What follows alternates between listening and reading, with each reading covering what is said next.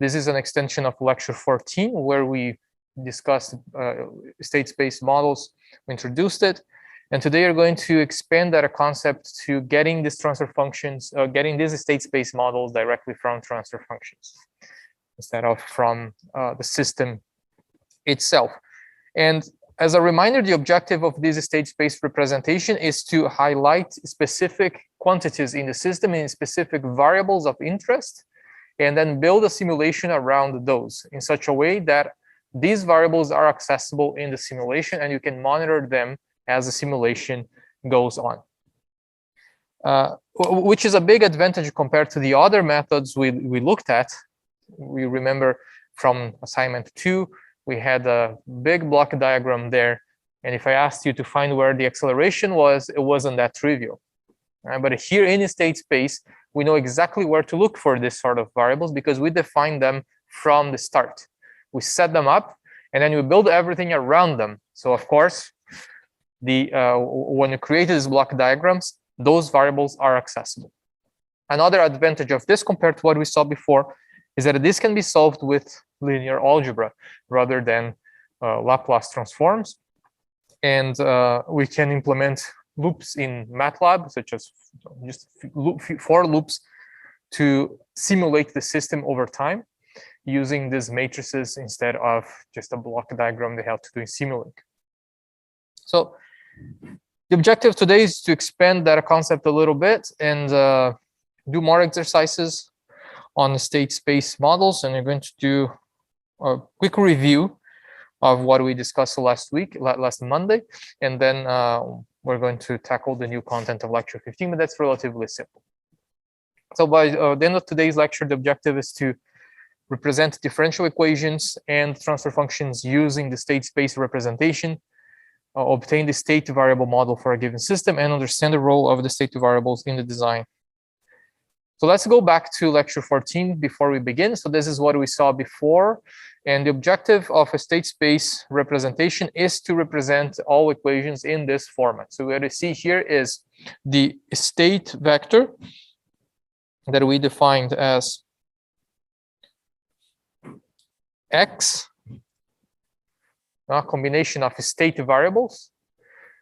And here we see the derivative of those states, which tells us that if you want to know how the system evolves over time, we are looking at how the states evolve over time, hence the derivative there. So the rate of change of these states equals to, depends on the states themselves. Well, that's the whole point of a differential equation, multiplied by a matrix of constants, plus another matrix times the input. So the first matrix here is the state matrix.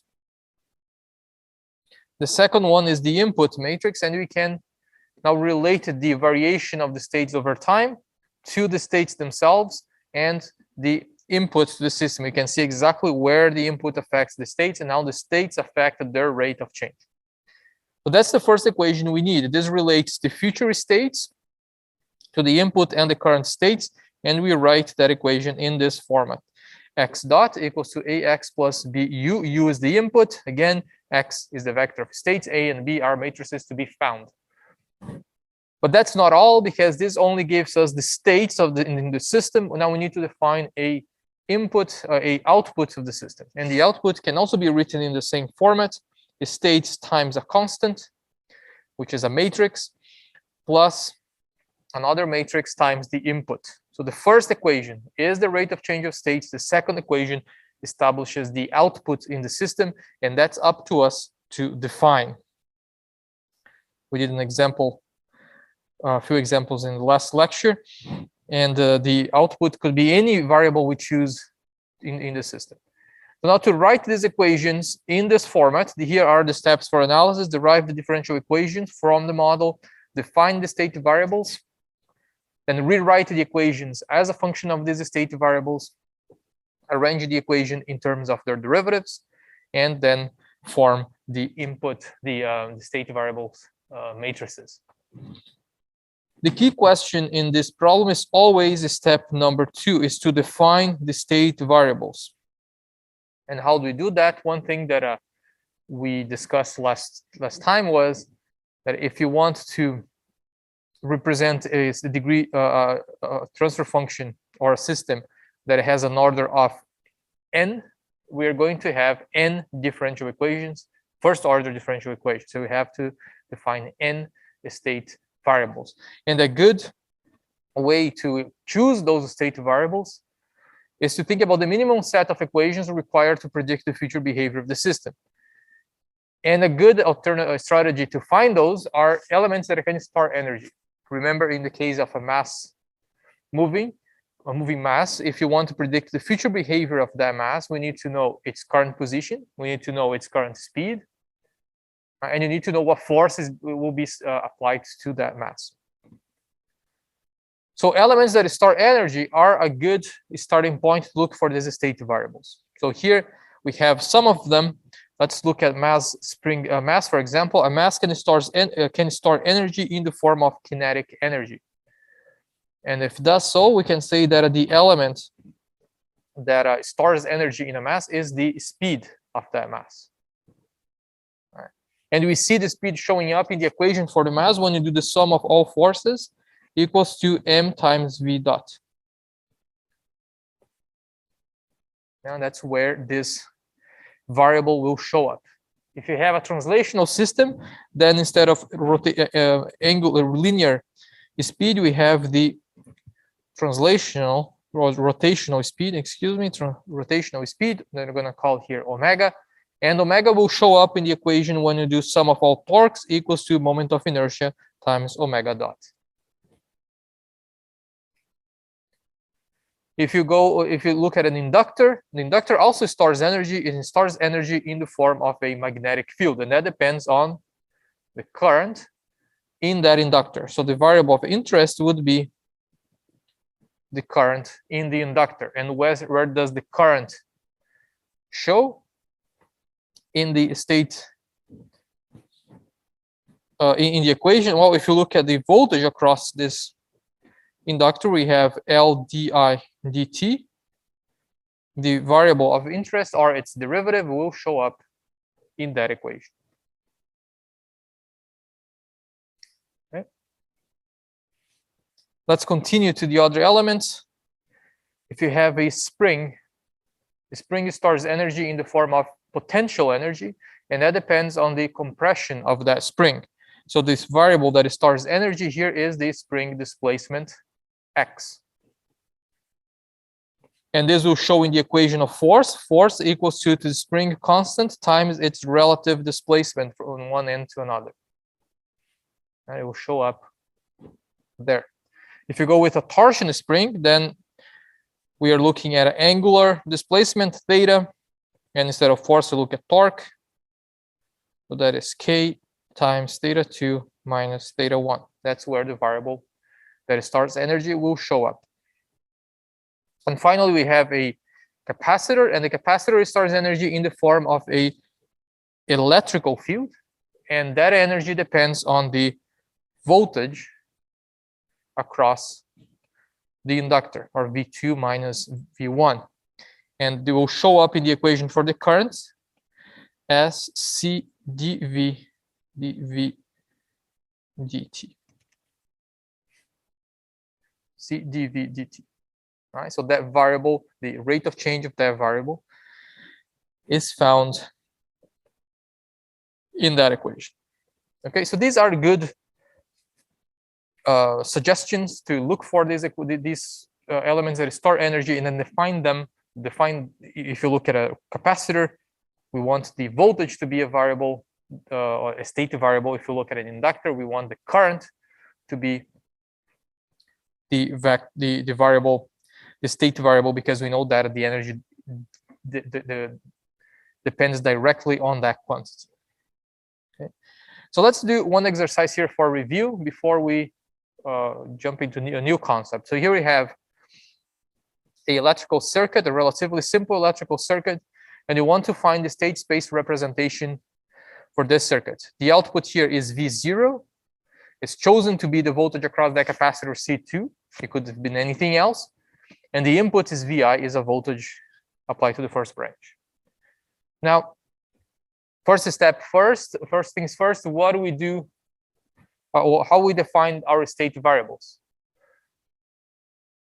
What is the first idea? Do you have any ideas here to look for the state variables? Well, let's look at elements that store energy. And what do we have here?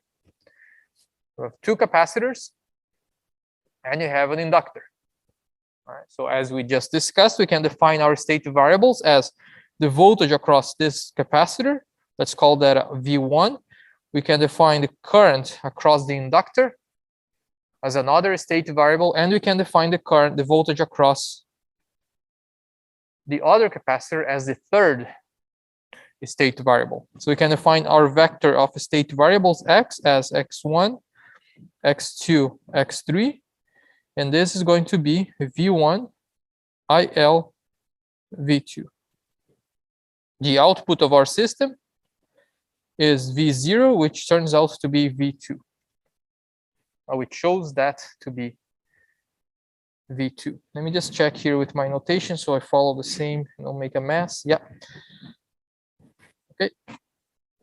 So let me copy here the variables we defined. I'm going to copy here.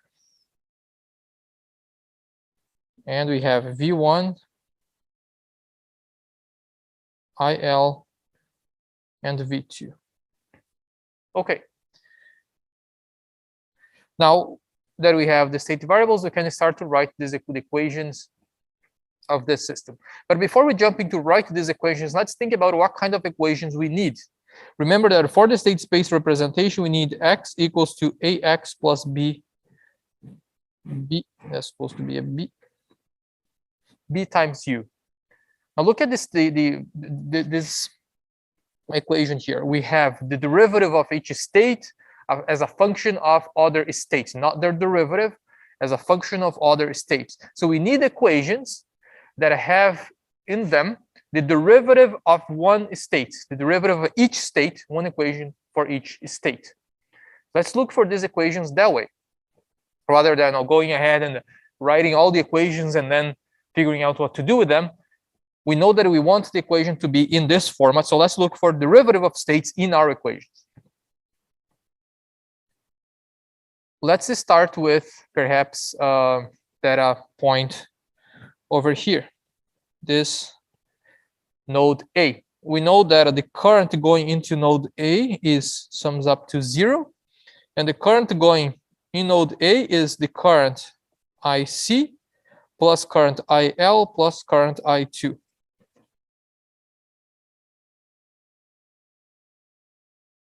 Right? All currents going in equals the sum of currents going out. Now, why did I pick point A? Well, because if you want to express the current through the capacitor, what is it? It's C times dV1 dt, isn't it? The current through the capacitor is C times dV1 dt. And that's already the derivative of one state. All right, so we are on track here to find the first equation we need, because it already includes the derivative of one of our states. And what is this equal to? dV1 dt, which is the current IC. What is this equal to?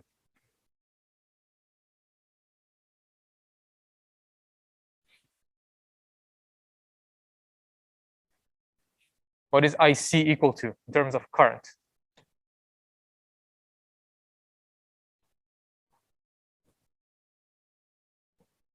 Plus I2.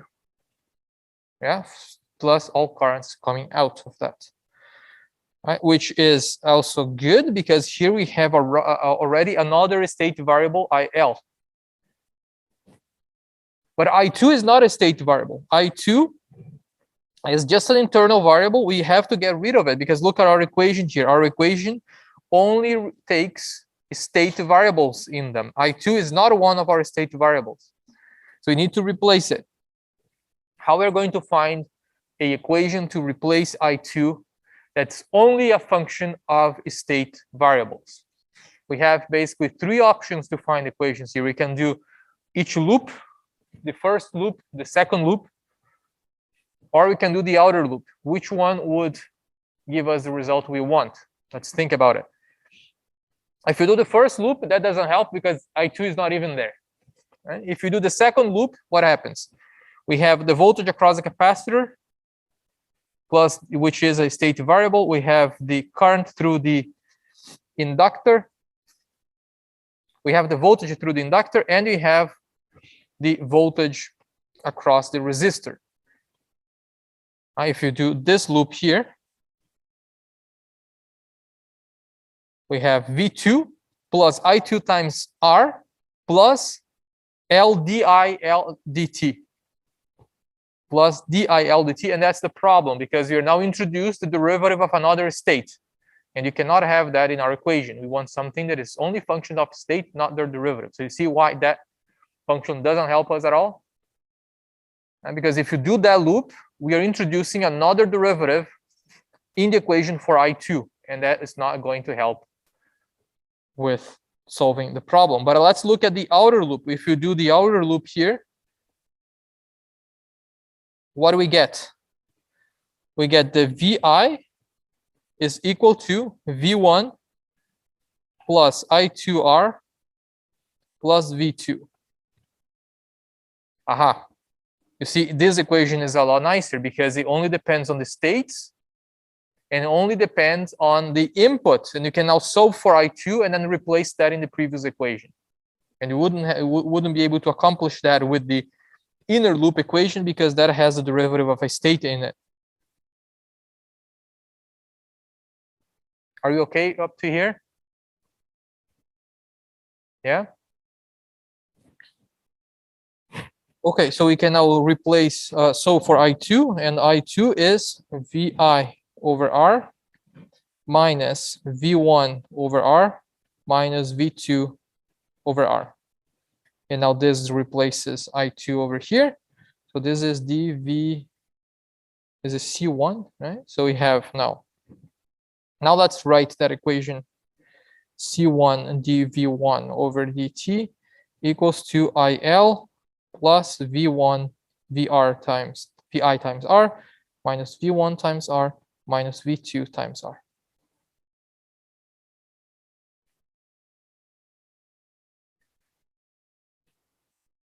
Good. So we have now the derivative of one state as a function of all other states, and the input. Now we can write our equation as a function of the state variables. What is dvi dt as a function of our state variable?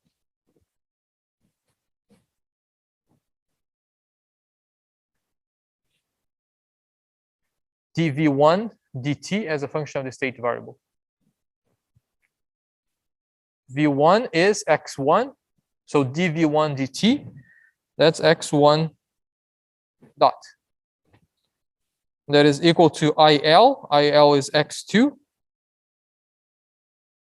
VI is the input, that doesn't change. V1 is x1, and V2 is x3.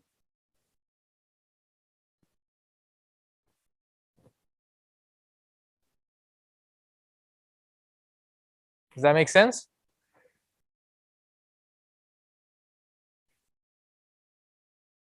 So sorry, I can't hear you. Oh, yeah, sorry, I accidentally paused it.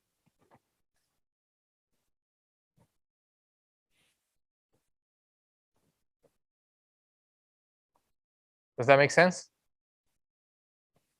Yeah. Okay, so here we have the first equation for our state space representation. So I'm going to move this to the side here. You guys still read it? Yeah. And now let's look for another one. And what can we do for the other one? We can look at, let me see. What did I do here? Okay.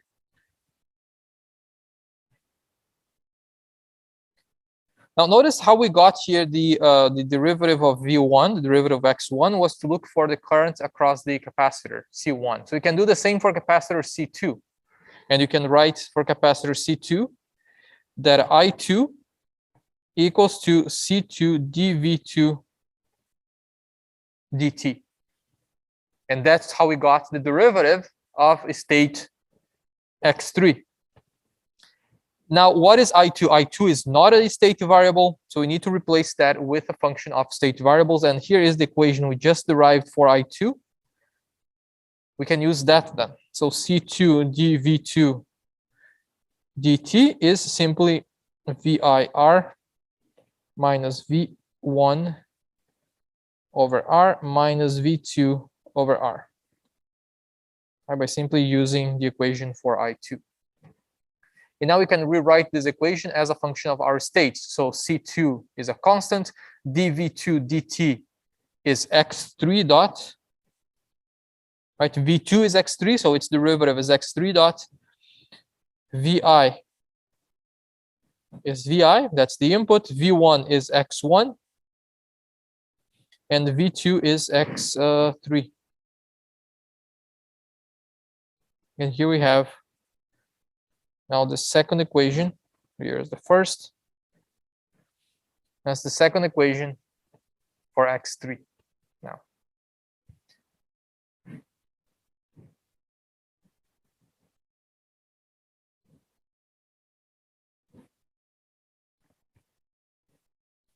We are missing one equation. We're missing the equation for x2 dot.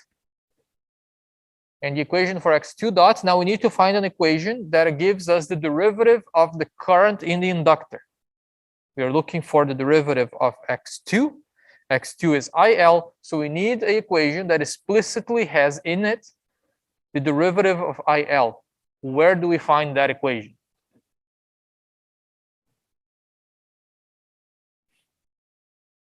Where do we find that equation? The equation that gives us the derivative of IL in it.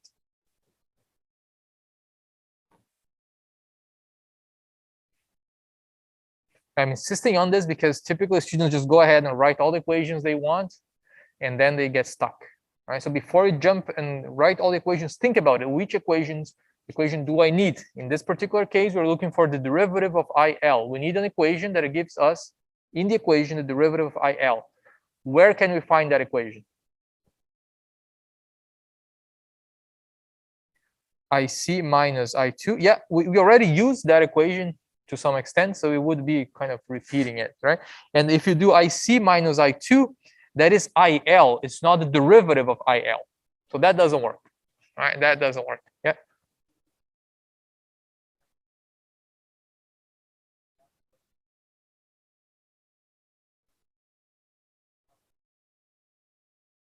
Aha. Right. Very good. So we do this loop, basically, right? We do this inner loop. And in this inner loop, we have VI equals to V1 plus L DIL dt. Perfect. Look at this. We have a input and we have a state variable and everything else. And then the other term is IL that we were looking for. Right? So the equation doesn't even need any manipulation. It's ready in the format we want. And now we can write this as a function of the states. X2 dot, which is DIL dt, is equal to VI over L minus X1 over L.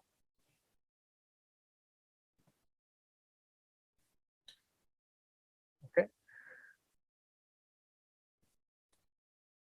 Yeah, so when you have to solve this problem, think about the equations we saw in the beginning there. Where will I find the derivative of these states? Start there. If writing the equation that explicitly shows the derivative of a state, and then if you end up with variables that are not state variables, replace them with the other state with other functions that are state variables by finding an alternative equation. Are there any questions so far?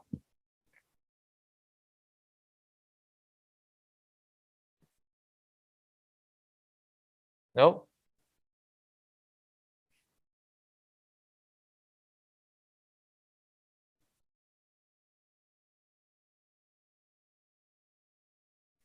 Okay, so this is really the problem now is solved. We found the equations. Now need to rewrite them as a matrix. I'll give you some time to take notes, and then we'll move on.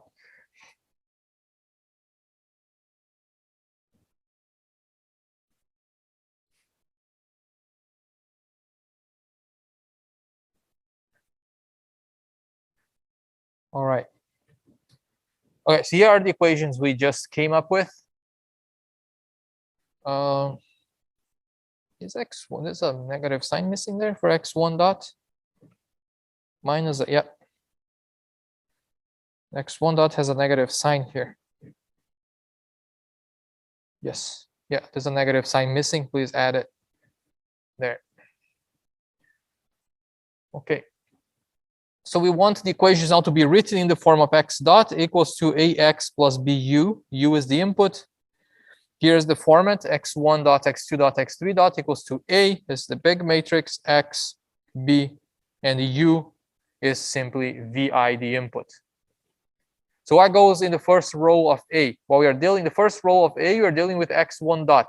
So you're going to put there all coefficients of the state variables x1, x2, and x3. So the coefficient for x1 is -1 over RC1. The coefficient of x2 is 1 over C1. The coefficient for x3 is -1 over RC1. And the input here shows up in the equation for x1 and is multiplied by 1 over RC1.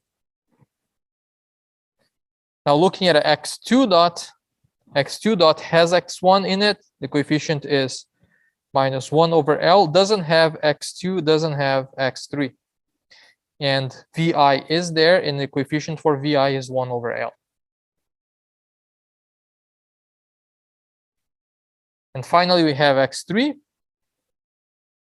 What are the coefficients for x3 dot? Excuse me. x3 dot, we have -1 over RC2 for x1, 0 for x2, and the same -1 over RC2 for x3. And the coefficient of VI in there is R over 1 over R times C2. Now notice that if you multiply this out, we go back to the 3 equations we started from. Here's a simple linear algebra here, just multiplication of matrices. So that's half of our job. That's one of the equations. We still need another equation. That other equation is the equation for the output. And we define the output to be V0. We chose it to be the voltage across the capacitor. It turns out to be V0. So Y equals to V0, which is the same as V2, which is X3.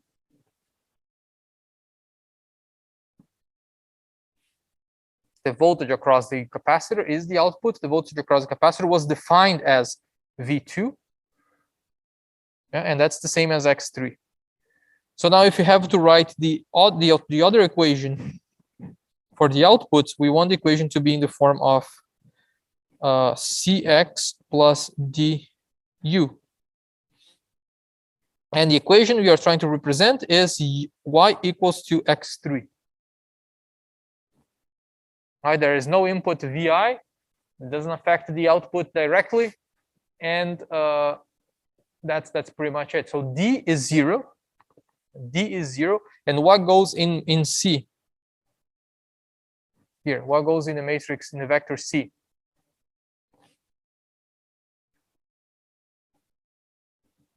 What coefficients go in there?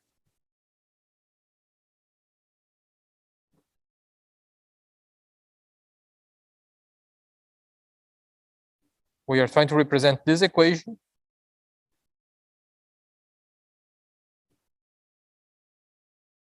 Zero, zero, one. Yeah, 0, 0, 1. Right, remember that X here is X1, X2, X3. So you're going to have 0 times X1 plus 0 times X2 plus 1 times X3, which is X3. And that's our output equation.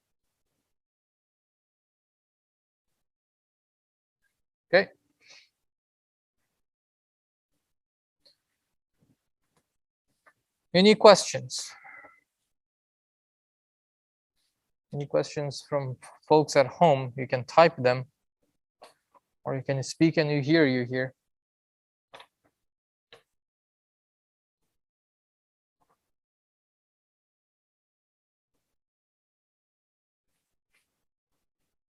No questions?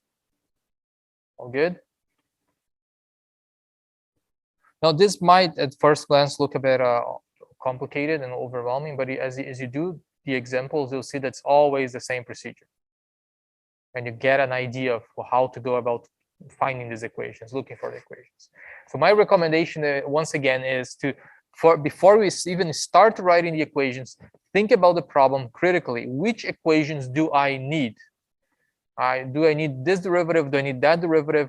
Which equation would make my life easier? So look for those that have the most state variables in them. So you don't need to manipulate them further. But always think about what you need in terms of equations and how they will turn out. If you are looking for an equation that shows the derivative of one state, you don't want the equation to have the derivative of other states in it. If that is the case, then your equation is probably not the best option. You have to go to find an alternative. One example here was when you did the outer loop rather than doing the loop on the left, because the loop on the left would have the derivative of another state in it, and that didn't help. So we went with the outer loop, which didn't have any of that. All right. So think about the problem critically before you jump ahead and start to write equations. Professor? Yeah. How come y is equal to x3? Why? Yeah, I get how y is equal to v2, but then how does that equal to x3? Right. So if you go back to our definition of state variables, we define v2 to be x3 here. Sorry, that's not showing. 1 second. There. All right, that's from the beginning. Okay, yeah. Got it. Thanks.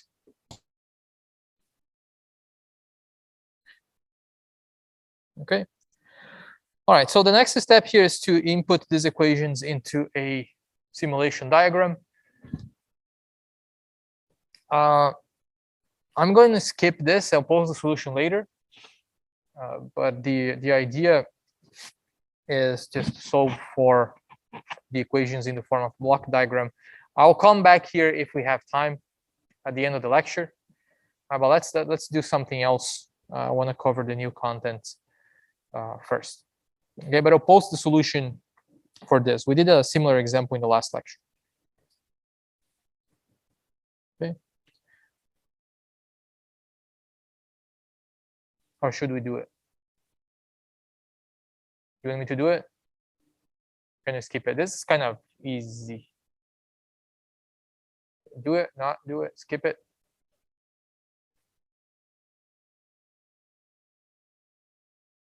Doesn't matter. Who wants me to do it? All right, let's skip it. Okay, so let's start the new content. I'll go back to that example later, or just pose the solution. It's relatively straightforward. Okay, so here's the new content for this lecture. Now we want to take this approach one step ahead, and given the differential equation of a system, we want to represent that differential equation in the state space format. Why? Once again, because you want to highlight specific variables in that equation that are of interest in the design process of something, such as the speed, acceleration, position, voltage, current, whatever we are trying to model and whatever we need to understand the behavior of a given system. So let's start with this generic differential equation here. It's a differential equation of nth order. So you have the nth derivative of y going all the way to the non-derivative of I. So each of them has a coefficient. And that is equal to B0 times R. This is the input. B0 times R is the input, is the forcing term in the differential equation. And then we have the nth derivative of the output, Y, in this side, in the, what is that? That's the left side of the equation. Right? So it's just a generic differential equation. As far as we are concerned, when you talk about systems, this is the input and Y is the output.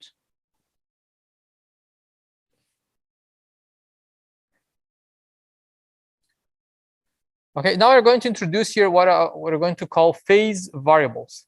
And the phase variables are nothing other than just the nth minus 1 derivative of each state.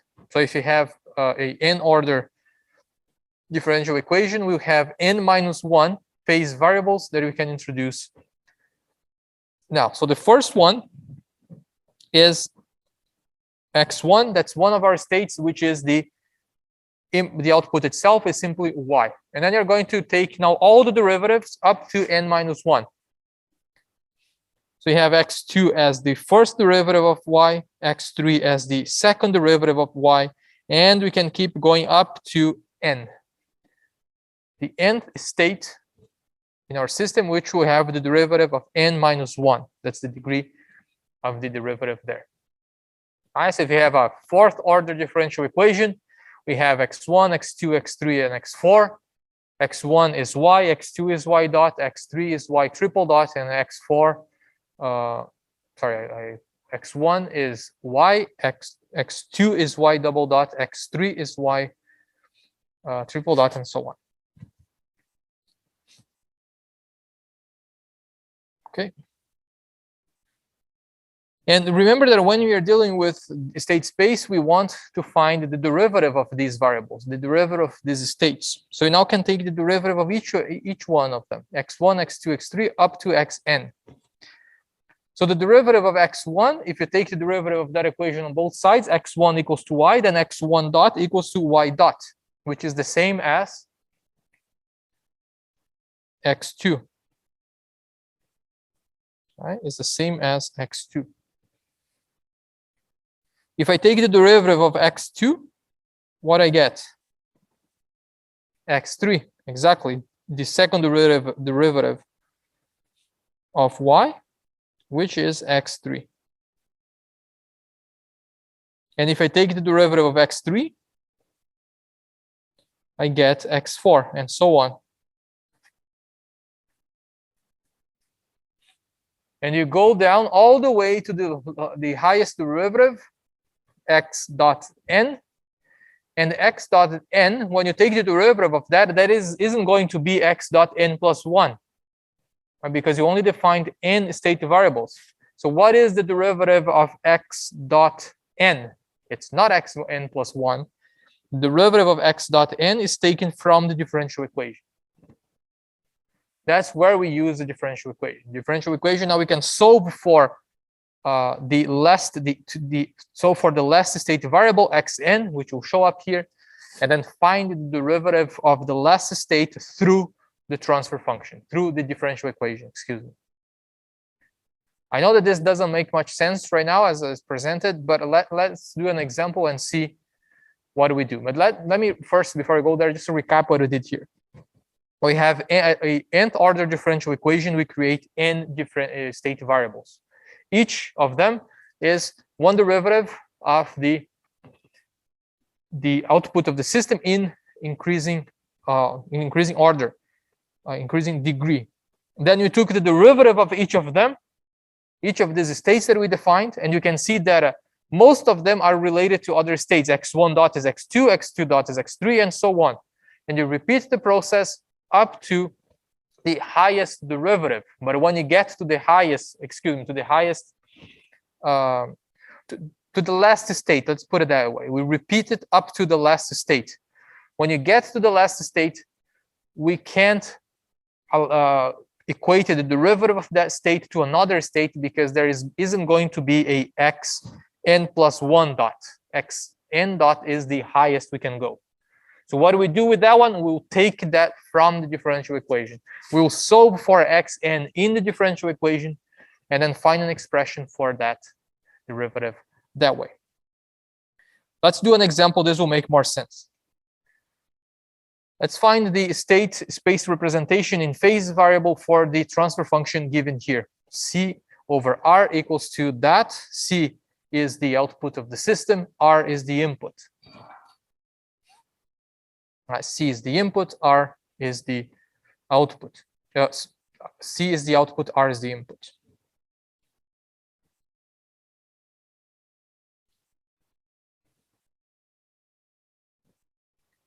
Let's do that example. So the first thing we need to do is to convert this back in time domain.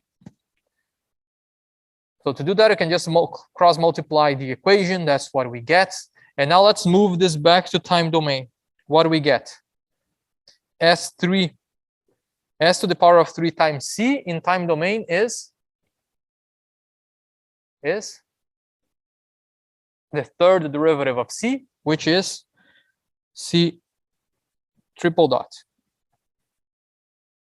plus 9 times s squared of c times c. S squared is the second derivative of c. So we have 9c double dot plus 26c dot plus 24c equals to 24r.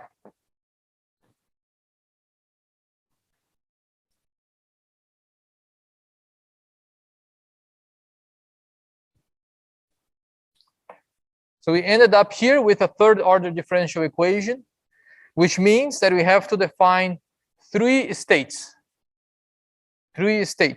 as functions of c, which is the output of the system. So the first state is c itself, x1. The second state is the derivative of c, that's x2.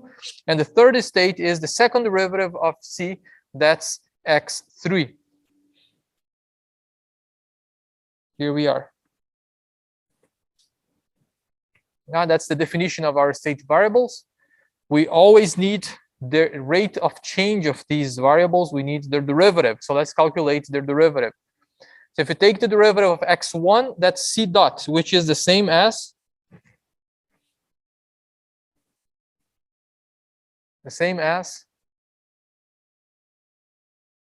which state?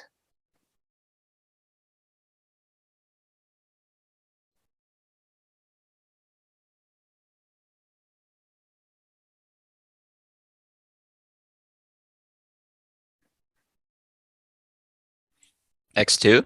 X2. Very good. Which is the same as x2. And x2 dot equals to c double dot, which is x3.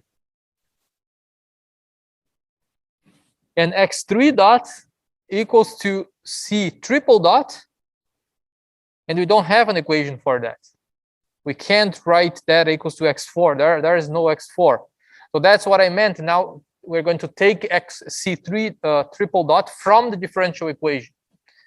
Look at differential equation on top here, and you're going to solve for c triple dot. C triple dot is 24r minus 9c double dot minus 26c dot minus 24c. And it's always the same story here. This process is exactly the same no matter how the differential equation is. Now let's rewrite this equation as a function of our states. C triple dot is x3 dot. 24r doesn't change because that's the input, minus 9c double dot as a function of the state variables, that is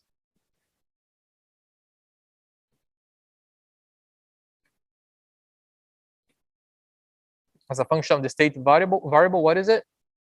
C double dot x3. It could be x2 dot, but that is not the format we want.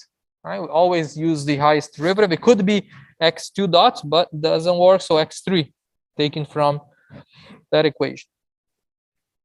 And minus 26 times c dot. C dot is x2. Very good. Minus 24c, which is x1, right, from there. x1. Okay, so here is the last equation for the derivative of x3. The derivative of x1 is there. The derivative of x2 is here. First equation is done. That's relating the states derivative to the other states. Now we need an equation for the output. What is the output of this system?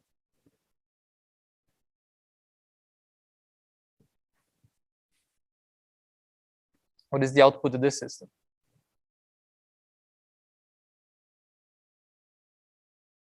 from the transfer function, what is the output? C. C. R is the input, remember, is output divided by input, right? So that's C. And C is defined as x1. That's the last equation, the output equation. Okay. R is the input, C is the output, and C turns out to be one of our states, x1. Any questions?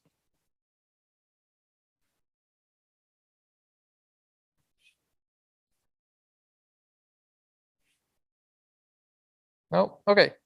So here is the summary of the equations we just found. Now let's write them in a vector format. So we want x1 dot, x2 dot, x3 dot to be equal to a matrix of coefficients times the states plus another matrix times the input. The input is R of t.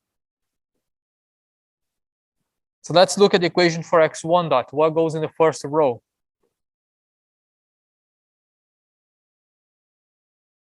What goes in the first row? 0, 0, 1, 0. Very good. 0, 1, 0, taken from there. What goes in the second row? That's x3, x2 dot. Take it from here. 0, 0, 1. And what goes in the last one for x3 dot?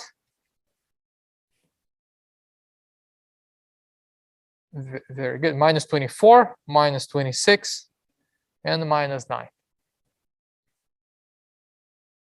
Now let's look at the input there, R of t. R of t only shows up for x3 dot.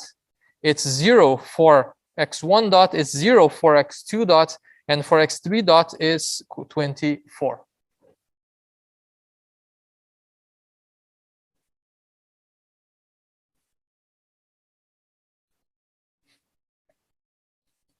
So our job is almost done. We need an equation for the output. The output y is a matrix times the vector of states plus another matrix, another vector times the input. So tell me what goes in the first matrix here. Let's call this C, and this one is D. So what goes in C is a vector, and what goes in there? 1, 0, 0. Very good. 1, 0, 0 comes from that. And in matrix D, 0, all zeros. Because the input doesn't show up in x1. Okay, so this is a very standard formulation format for a state space, and we'll always follow this procedure. We have in all other rows in A zeros, and one of the variables will be 1. And then the last one will be the coefficients of the differential equation. It will always fall in this category. And for the output is the same. We'll always have something like this. So once you do this for 1, everything else is the same. The only thing that changes is how big these matrices are, and of course, the coefficients that go in them.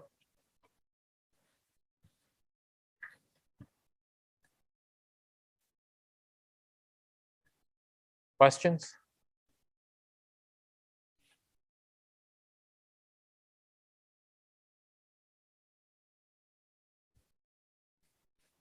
No?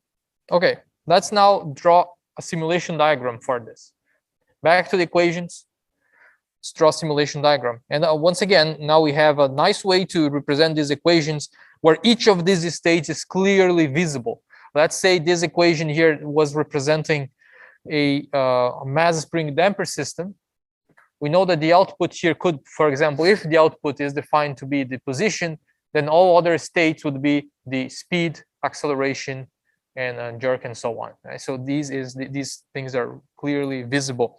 If this was the differential equation in an electrical circuit, it's the same story. All the variables of interest are now clearly visible in the simulation diagram. Let's draw the simulation diagram for this equation. So we can start with x3 dot. The reason is that that's where the input is. All right, so we can start by taking r of t, multiply that by 24. And now to that, we can subtract everything else. We are basically here creating the right side of the equation. All right, so that is minus 24x1. We'll find that one later. Minus 26x2. We'll find that one later. And minus 9x3. What is the result? What is that at the last arrow? What signal is there? Is x3 dot. X3 dot, right? We did the sum. We did the right side of the equation. All right, and that equates to x3 dot. If we integrate x3 dot, what do we get? x3. And x3 is the same as x2 dot. Very good. x2 dot, right, from that equation. Well, let's integrate this one more time. And by doing so, we now get x2, which is x1 dot. Very good. And now we can integrate this one more time. And we have x1.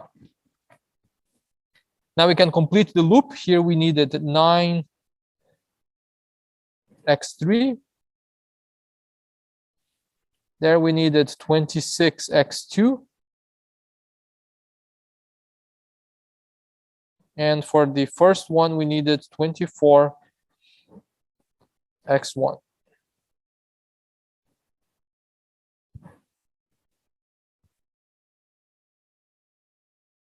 Where is the output?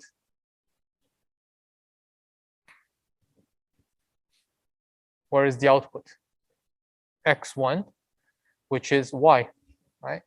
So the output of the system is right there. That's the output from that equation. Again, this is going to be the same all the time. You have these feedback loops, and each of these feedback loops has the coefficient of one state. And after each integrator, we have one state showing up. So if you now want to simulate this, you can simply put scopes after each integrator and then have access to all the state variables that we defined previously.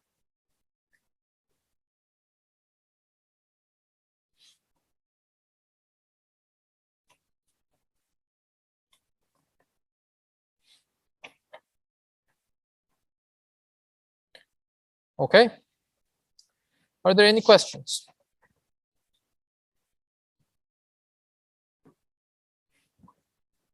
No, as I said, this is always the same.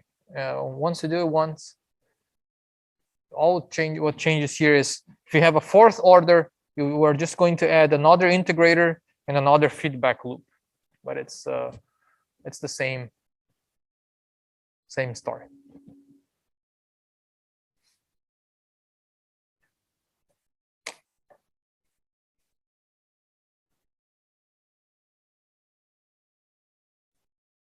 Okay.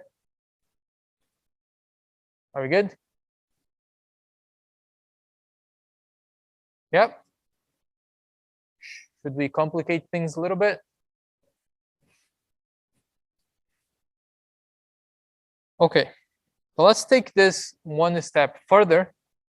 Nothing too complicated. We're going to reconsider exactly what we just did. But now let's add more terms to the right side of the equation. That means the input, the derivative of the input shows up. In the previous example, we only had b0 times r, but now we have the output as a function of the derivative of the input, and that can happen in physical systems. The derivative of the input. Let's say this was a mass spring damper system. The input was a displacement. While the speed of the mass will depend on the derivative of displacement, on the speed if you have a damper. Right? So that's an example where this could show up. So we added that term. That's the only difference.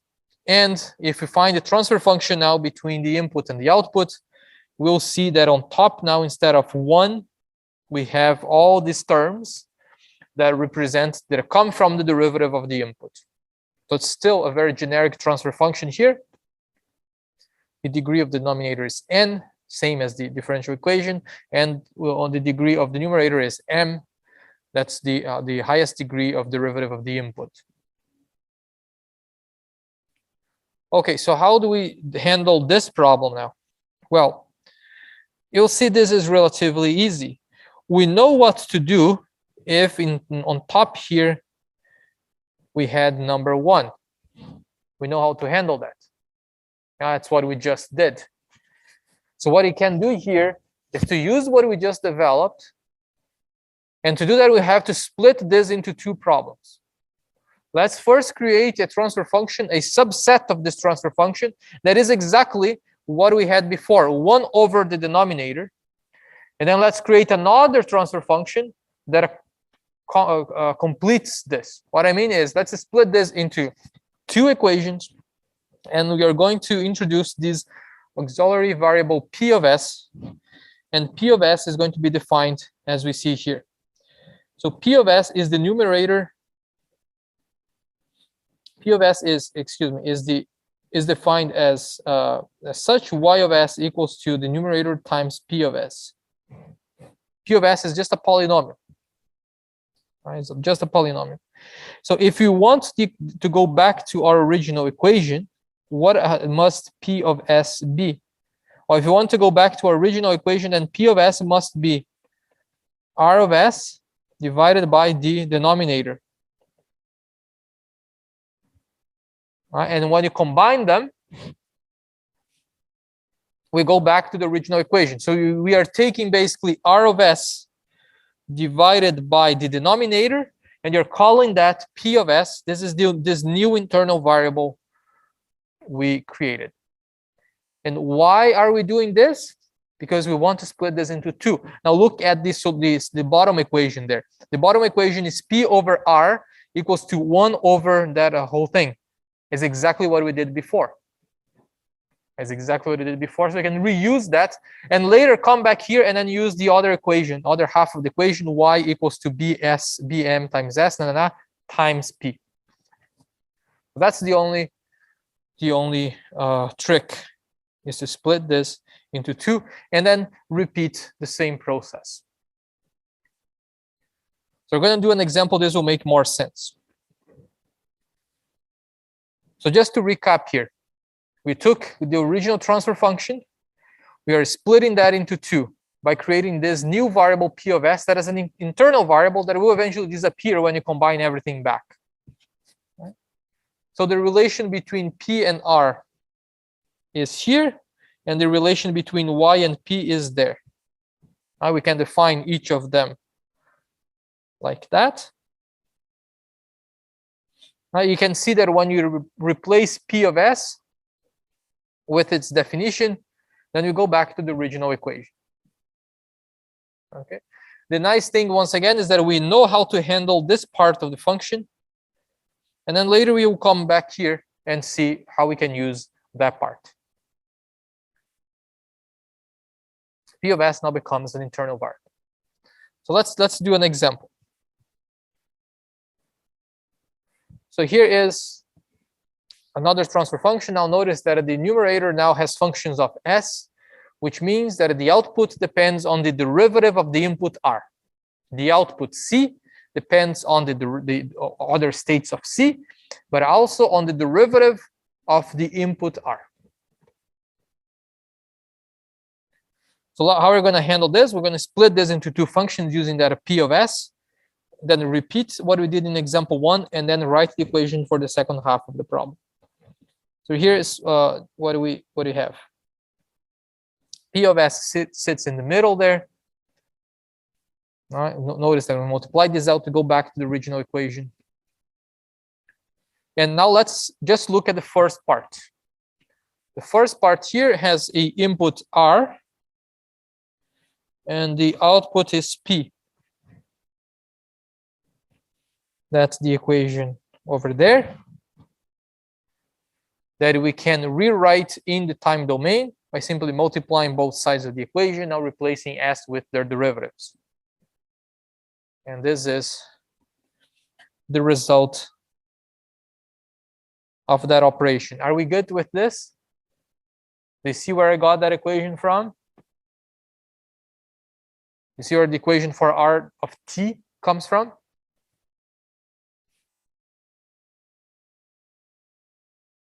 Yeah? Well, we're just multiplying, cross-multiplying this, and then replacing S with the derivatives. So now this is the equation we have to deal with. And we know what to do with this. It's a third-order differential equation.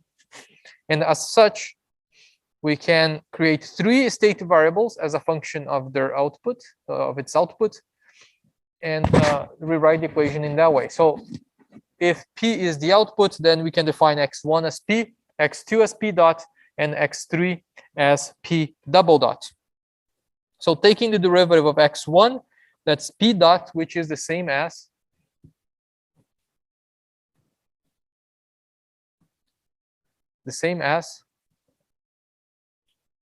x2, x2. And x2 dot is x3. And x3 dot is P triple dot. We cannot equate that to x4. There is no x4, so we're going to use the equation instead. So P triple dot is taken from the equation, the original equation, that is R of t minus 9p double dot minus 26p dot minus 24p. It comes from that. And now we can rewrite this equation using the states. X3 dot equals to R of t minus 9p double dot. P double dot is x3. 9x3 minus 26p dot, which is x2, minus 24p, which is x1. And here we have the equation. So you have equations for x1 and x2 dot. Now we have the equation for x3 dot. This is precisely the same thing we just did a few minutes ago.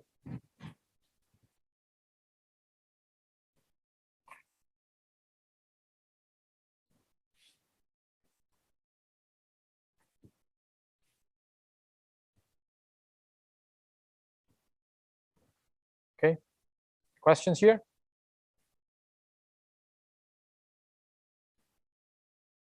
No questions?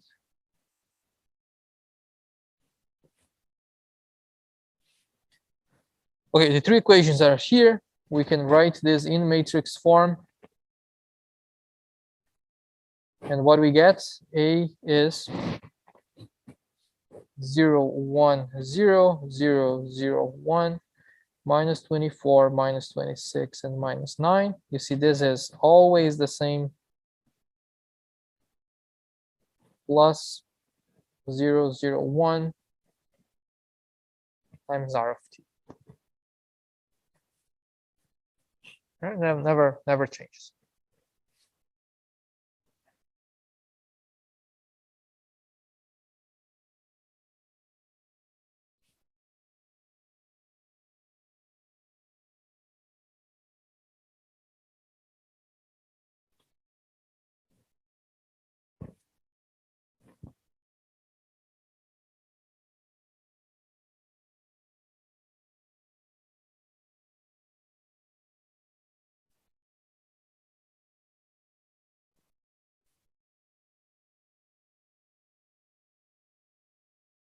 Okay, any questions?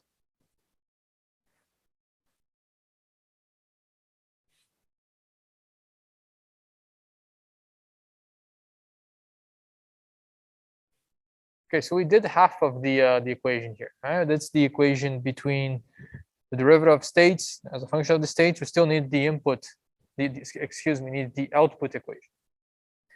So to do the output equation, that's where we use the other half of it that we discarded before.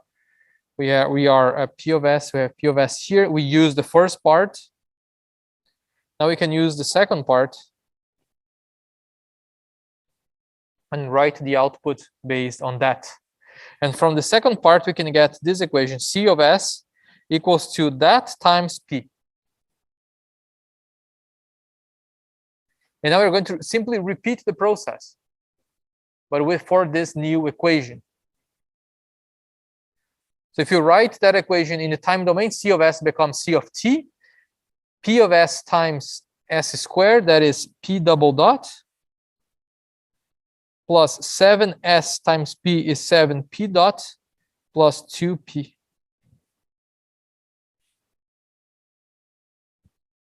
Now you see where I'm going with this. Now we got a second order equation. Our variables, though, are already defined. The definition for P dot, P double dot, and P was already done in the previous step. And this is what we called them in terms of the states. So you don't need to define new variables because P has already been introduced as a state. So we can now rewrite the equation as a function of the states we established before. Y of t equals to C of t. The output is this. The output is C. And C of t is given here. What can we write? How can we rewrite this equation as a function of the states?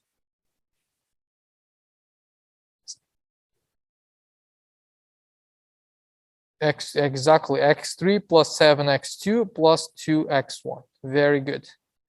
Now let me repeat where this y come from. Y is the output.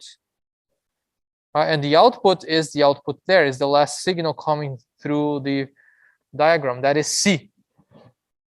Right? We can go back to the beginning here, and you see that a C over R. C is the output, R is the input. So that's where y equals to C comes from. Y is the output. The output is given by that equation. And we are reusing the states we defined before. So now our output equation is a function of the states, and that's good. That's what we wanted to find. Any questions before we go on?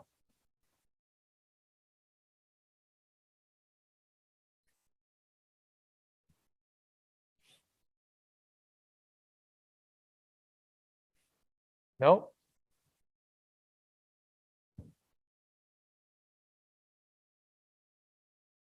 Okay, so let's write this equation in the matrix form.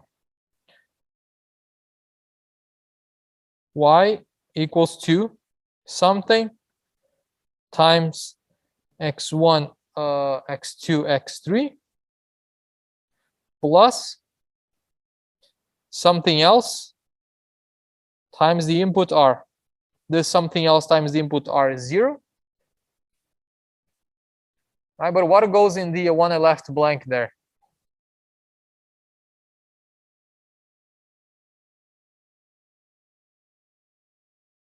Two, 7, and 1. Very good. 2, 7, 1. That is coming straight from that equation there. 2, 7, 1.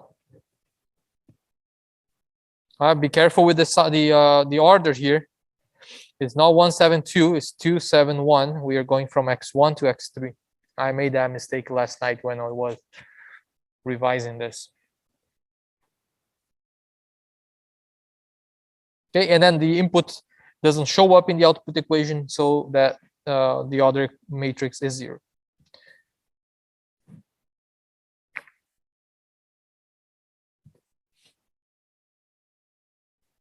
Questions?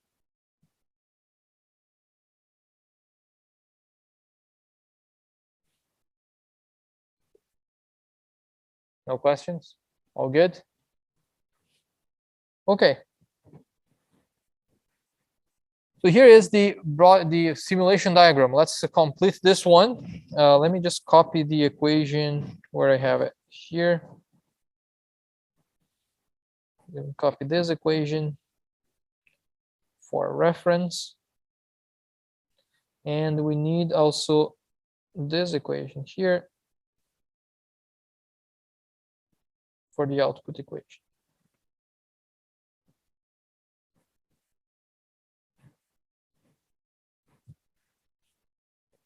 Okay, now let's do the simulation diagram. We know how to do this. Let's start with the first part where you use the big matrix there.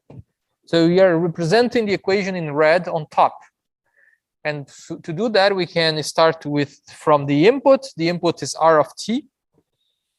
And from R of t, we can subtract 9 times x3,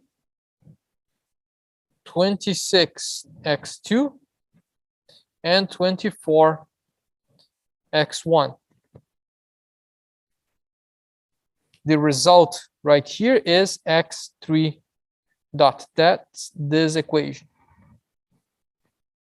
I'm creating the right side of the equation, r minus 9x3 minus 26x2 minus 24x1. The result of that is x3 dot. So if I integrate x3 dot, I get x3. And x3, if you remember from our definition here, x3 is, where did it go? x3 is x2 dot. x3 is x2 dot. So this is the same as x2 dot. And if you integrate x2 dot, we get x2, which is x1 dot. Going back here. And integrating x1 dot is x1.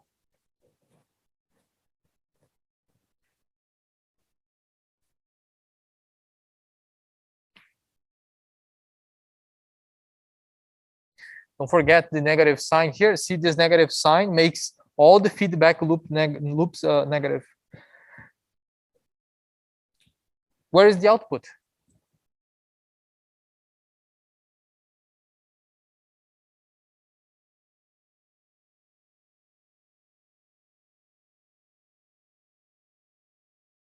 Right. The output now is not as explicit as before, because now you have to create the equation for the output. In the previous example, the output was here. Because we didn't have these extra terms, but now the output is governed by this equation. So we need to make that equation appear here in the simulation diagram. So let me start that. Let me just rewrite this somewhere else. This is x1.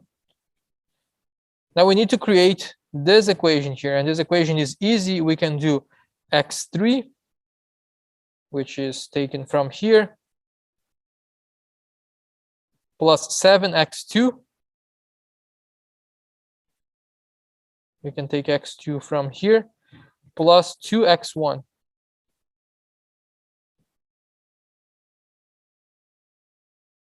And this is y of t. And that's the output.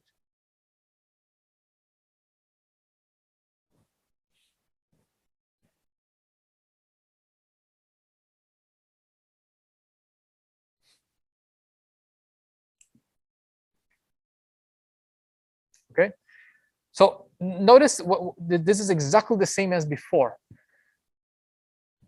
This entire part here